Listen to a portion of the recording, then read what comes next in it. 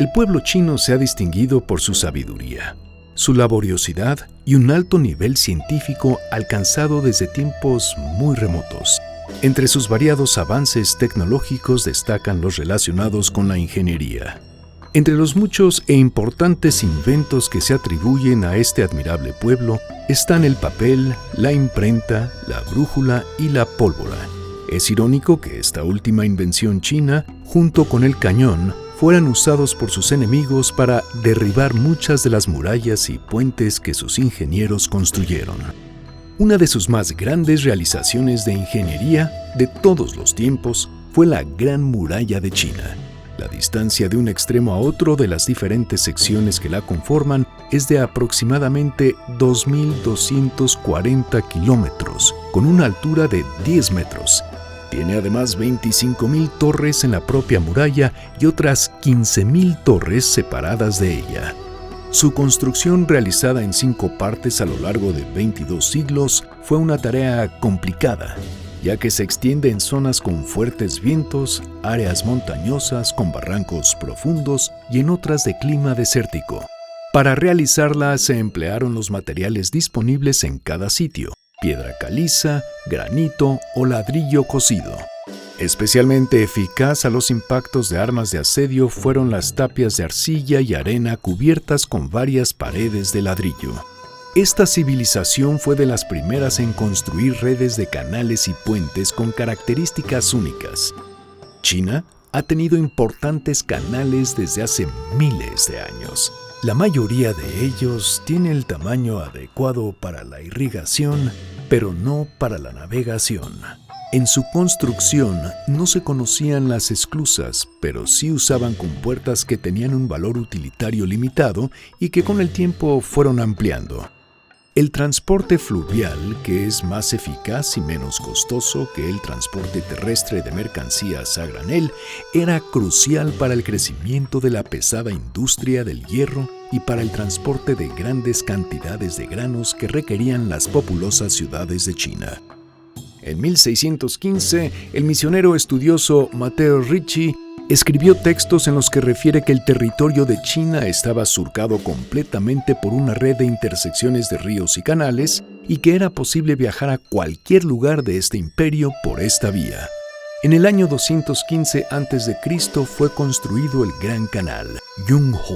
Mide 1.795 kilómetros de largo. Tiene 24 compuertas y unos 60 puentes.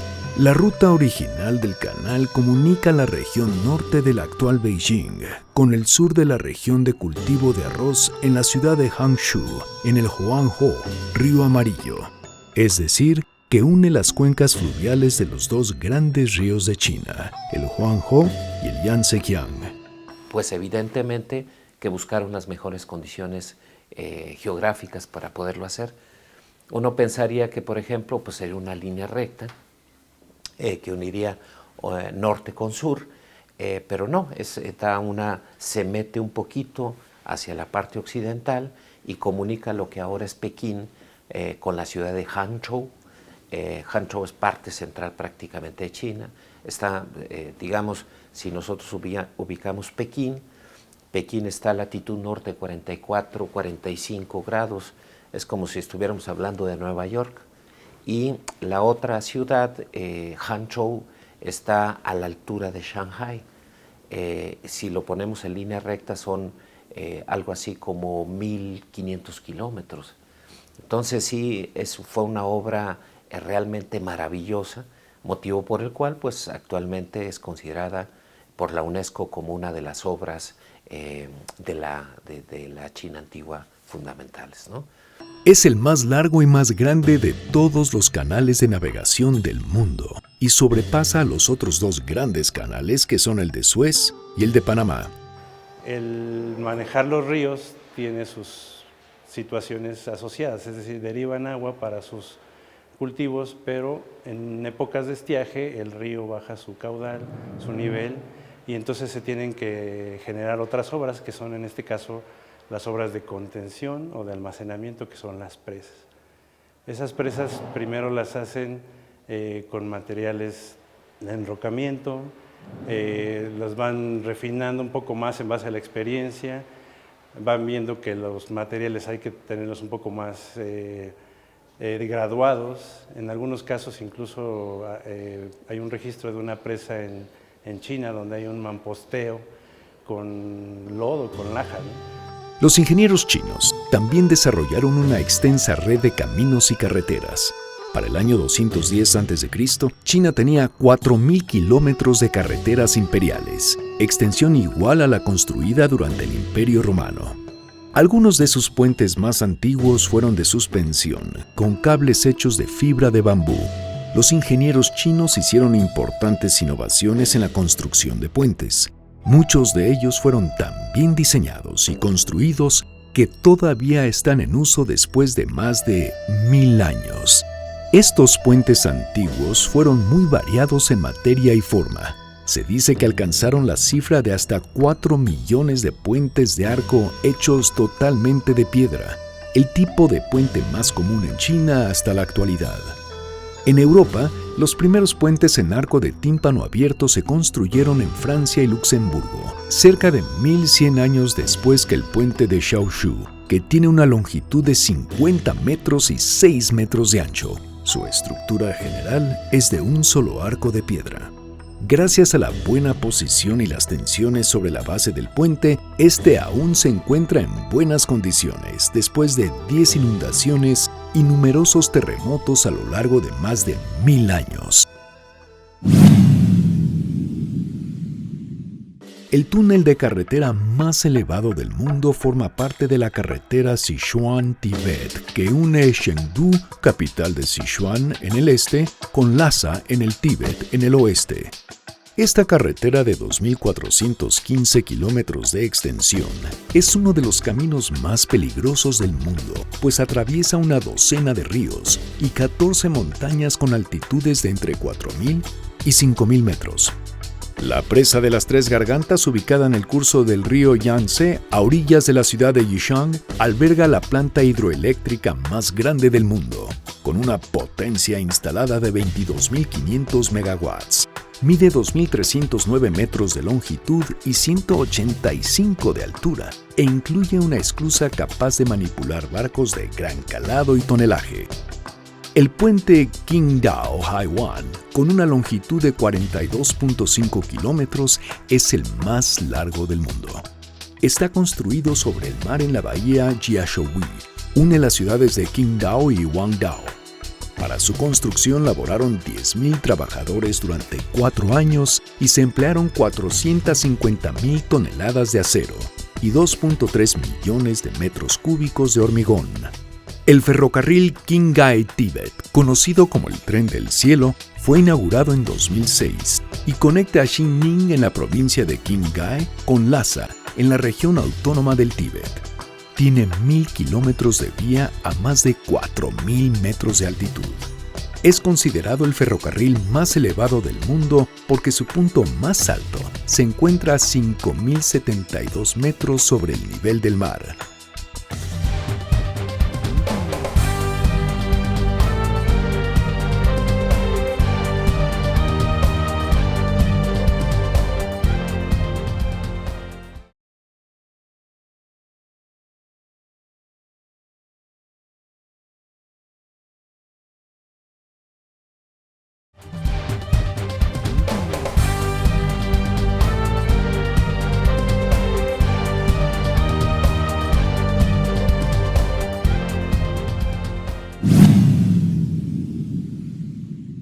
Después del año 1000 a.C., la arquitectura y técnicas de construcción indias llamadas Vastu Shastra sugieren una comprensión profunda de la ingeniería de materiales, la hidrología y los servicios sanitarios.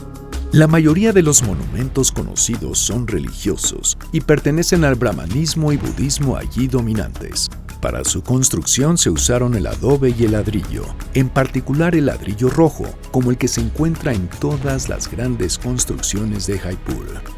Las murallas de todas las ciudades, desde por lo menos el siglo VII a.C., son obras hechas por lo regular con sillares de piedra en su base, mampostería y piedras de diferentes dimensiones con tallado rudimentario y pegadas con mortero hecho con cal y arena. A partir de la invasión de los mongoles, se produjeron obras espléndidas de arquitectura. En su construcción se usaron cúpulas y materiales lujosos como mármol y alabastro. La estupa, que en idioma sánscrito significa tumba o túmulo, es un edificio circular terminado en forma semiesférica y destinada a guardar reliquias de Buda o de un personaje representativo del budismo, el hinduismo o el jainismo. Se construían en ladrillo y piedra y solían situarse sobre plataformas circulares, erigidas en terrenos previamente aplanados y consolidados, accesibles por 2 rampas, y estaban rodeadas por columnas o una empalizada. Destacan también las gopuras, que son entradas monumentales al recinto de la pagoda o del templo subterráneo, y constan de una puerta coronada por una compleja torre escalonada al modo de la pagoda. Hay también puertas monumentales cuadradas y columnas sueltas, todas ellas llenas de esculturas mitológicas que tienen por objeto la conmemoración de algún hecho importante. Entre 1631 y 1654, el Shah Jahan, de la dinastía mongola, mandó erigir el Taj Mahal en la ciudad de Agra, a orillas del río Yamuna. Está integrado por un conjunto de edificios en mármol blanco en un amplio espacio rodeado por una muralla periférica, con el río en su parte posterior y jardines y juegos de agua al frente. Con su muy conocido mausoleo cubierto por una cúpula de mármol blanco, el Taj Mahal es a la vez modelo arquitectónico y ejemplo de importantes logros de ingeniería. Su ejecución implicó cálculos de los espacios abiertos, arquitraves y morteros más resistentes para adherir las planchas de mármol colocadas a alturas impresionantes. La gran cúpula, hecha por los grandes ingenieros y arquitectos islámicos, es considerada heredera de la cúpula bizantina de la Catedral de Santa Sofía en Constantinopla. ¿Cuál es la cuestión aquí de ingeniería? Primero, una planeación particular, una entrada con jardines, con juegos de agua, se llega a un vestíbulo donde se abre y está la tumba, pero la parte de ingeniería sensacional es la gran cúpula, toda cubierta de mármol blanco. ¿Qué le dan? Base de ladrillo. Otra vez, un poco parecido a lo que se hizo en el Panteón, en Roma, capas de ladrillo, pero en este caso no es en escalones, sino en curva. Ya manejan morteros y cementos muy sólidos, entonces van haciendo una capa sobre otra, todo perfectamente cimbrado, y aquí se llega, y en lugar como en el Panteón de tener un agujero arriba, un orificio, y hacer que todas las fuerzas converjan al orificio, aquí se eleva y todas las fuerzas convergen a la punta de la cúpula. Y esto es una obra realmente impresionante. En Mesopotamia, los especialistas en planeación, dirección y supervisión de las obras de ingeniería procedían de las clases gobernantes y sacerdotales. La gran aportación tecnológica de Mesopotamia fue el uso de la rueda para el transporte, el acarreo de materiales y como parte de maquinarias. El ejemplo más temprano de una rueda empleada aparece en un pictograma sumerio que data del año 3500 a.C. El gran invento sumerio en la construcción fue la fabricación de ladrillos, al pasar de los adobes en crudo al cocimiento de bloques de arcilla. Esto implicó también la construcción de hornos adecuados a sus dimensiones, que generaran el calor necesario para su cocción. En Mesopotamia, la escasez de lluvias obligó a sus ingenieros a idear un manejo eficiente de las aguas de los ríos, fundamentalmente el Tigris y el Éufrates, para disponer de agua para riego. En sitios áridos y alejados de los grandes ríos, como el centro y sur de Siria y Jordania, los primeros trabajos de ingeniería hidráulica consistieron en desviar los torrentes con crecidas estacionales a fin de provocar inundaciones relativamente controladas en las tierras de cultivo. Estos torrentes, llamados localmente vadis, completamente secos durante casi todo el año, pueden llevar flujos de hasta 200 metros cúbicos por segundo, como sucede en Wadi Musa, que pasa a través del plano en que se encuentra la asombrosa ciudad de Petra. En todas las ciudades de Sumeria y Acadia se han encontrado canales amplios que las conectaban con los ríos y permitían la navegación a través de ellos. Eran usados principalmente como reservorios de agua para las necesidades cotidianas de la población. A través de la ciudad de Mari pasaba un canal cuyos dos extremos conectaban con el río Éufrates. Hay indicios de excavación de cisternas diseñadas para recolectar agua de lluvia.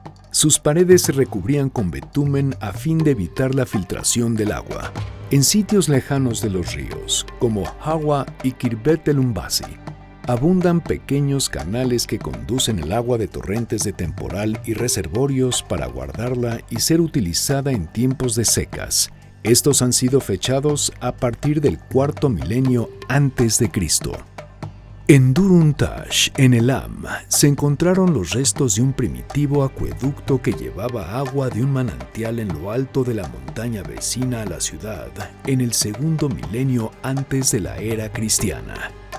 Las condiciones del terreno de Mesopotamia, montañas altas, con fuentes o manantiales cercanos a las ciudades, favorecieron la aparición de estos primeros acueductos en los que se aprovechaba la velocidad de descenso del agua. La excavación de pozos con paredes recubiertas de mampostería, cuando no eran cavados en la roca, fue práctica común en muchos sitios de Mesopotamia. En la parte sur de la ciudad de Ugarit, han encontrado 18 pozos perforados hasta el nivel de aguas freáticas para obtener agua potable y limpia, inclusive a final de la temporada de secas. Alrededor del año 2300 a.C.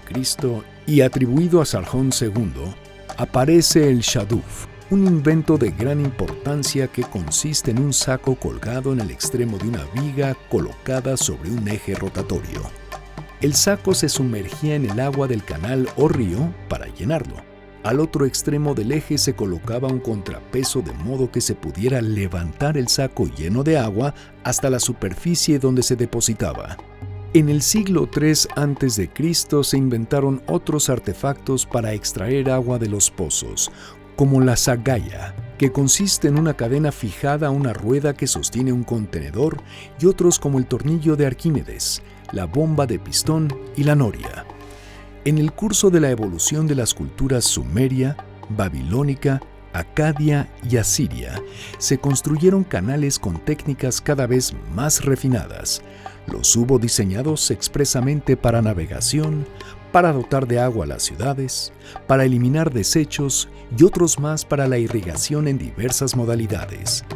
En estos canales se empleó un recubrimiento de hormigón, uno de los primeros cementantes usados.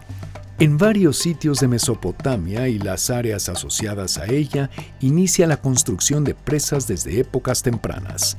En textos del segundo milenio antes de Cristo se encuentran los cálculos matemáticos para la construcción de una presa llamada Kasirum, que medía 120 metros de largo, 30 de ancho y 9 de alto.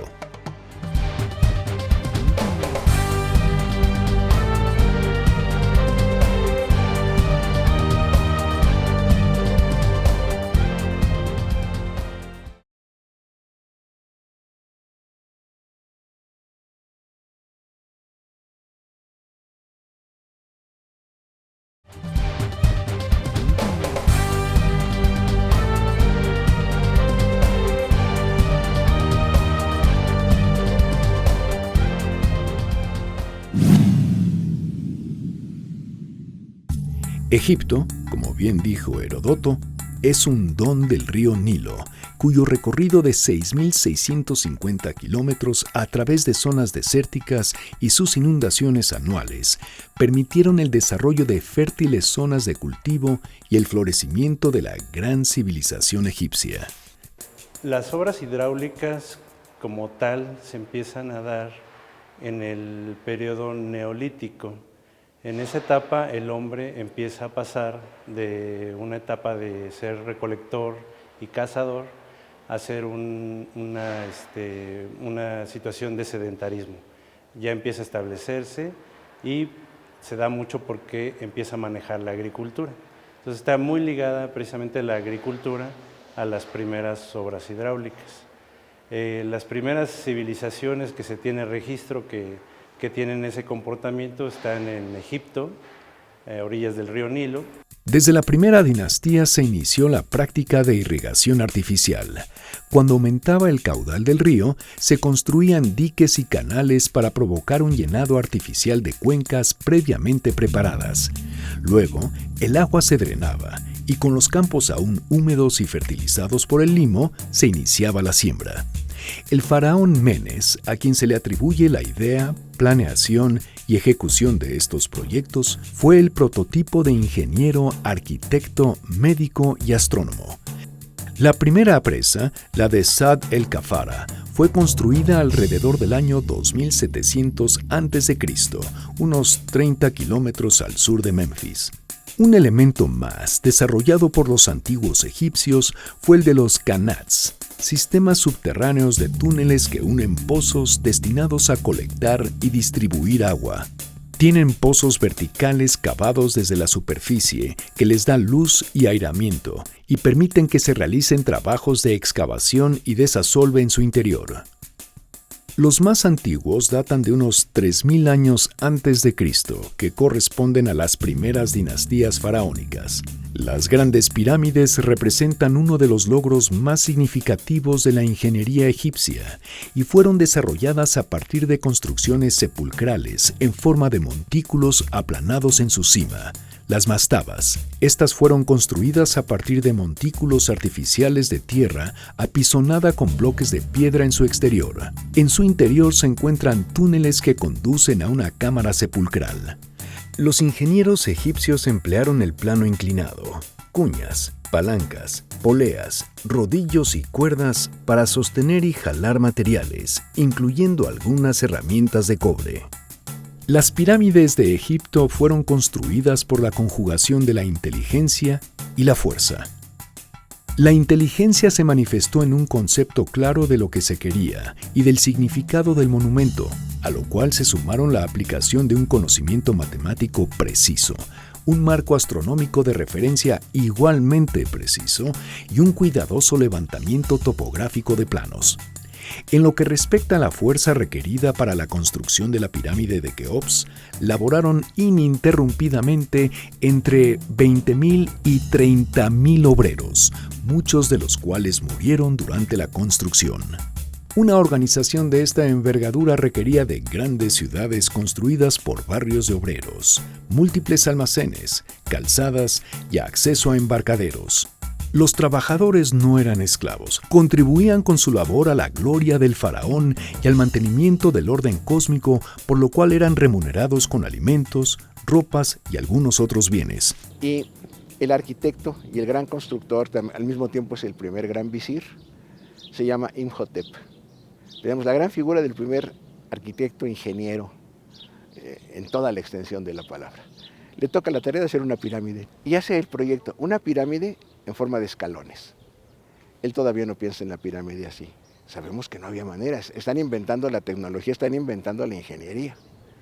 ¿Cómo le empiezan a hacer? De bloques de piedra. La piedra caliza de Egipto es muy fácil de manejar y los grandes bloques de piedra más dura los tienen que traer de muy lejos.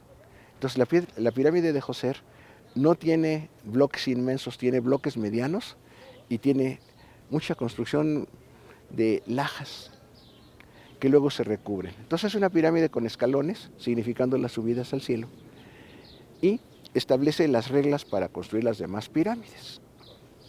Una plataforma, primero se aplana, se hace una plataforma. Después se hace la tumba. A veces se amalgama tierra o a veces se aprovecha un cerro. En el caso de la de Saqqara, la de Djoser, se hace el cerro artificial. Se excava y se establece la cámara sepulcral. Poco después de ascender al trono, Keops ordenó la edificación de una tumba que sobrepasara a todas las anteriores. En la meseta de Giza, se aplanó un gran espacio en el que la pirámide ocupó 5.3 hectáreas de superficie. Se excavó y construyó la cámara sepulcral en el centro de la pirámide, cuya entrada estaba a una altura considerable. De esta cámara corren por el interior largas galerías revestidas de piedra caliza finamente trabajada. Esta situación obligó a que la construcción se llevara a cabo capa por capa y siguiendo un diseño perfectamente determinado y detallado. También fue necesario construir un canal para comunicar el área de construcción con el río Nilo para que pudieran llegar ahí las embarcaciones y balsas que transportaban los grandes bloques de piedra caliza y de granito extraídos de las canteras de Tura y Asuán, distantes varios cientos de kilómetros. Se usaron cerca de 2 millones de bloques de piedra de unas 2 toneladas que fueron transportados en embarcaciones a lo largo del Nilo y desembarcados por medio de poleas y cuerdas. Estos monolitos se colocaban sobre rodillos que eran empujados y jalados hasta la base de la pirámide. Se ha calculado que en promedio se necesitaban 40 hombres para arrastrar un bloque de piedra y que esto se hacía cada 4 minutos, de modo que se podían colocar unos 150 bloques al día. Un andamiaje permitía acomodar los bloques de piedra sobre una gran rampa inclinada unos 20 grados, por la cual se movían sobre su base de rodillos a la altura y sitio preciso en donde se colocarían finalmente. En la base de la pirámide, los canteros cincelaban los bloques hasta dejarlos con las dimensiones precisas, pulían los lados hasta dejarlos lisos y trabajaban las esquinas para dejar sus ángulos en escuadra. Es admirable el que, ya colocados, los bloques de la base tenían solamente 2 diezmilésimas de centímetro de separación entre uno y otro. Keops fue sepultado en la cámara sepulcral situada en el corazón mismo de la pirámide de 146 metros de altura, luego de 23 años de trabajos. Además de las pirámides, el ejemplo más conocido de la ingeniería y arquitectura egipcias son los majestuosos y grandiosos templos. Gigantescas columnas de cantera formaban verdaderos bosques que sostienen grandes dalas de piedra, que a su vez cargan techumbres de losas de gran peso y dan lugar a las salas hipóstilas. Estas sirvieron de modelo durante siglos a ingenieros y arquitectos para la edificación de monumentales catedrales y mezquitas.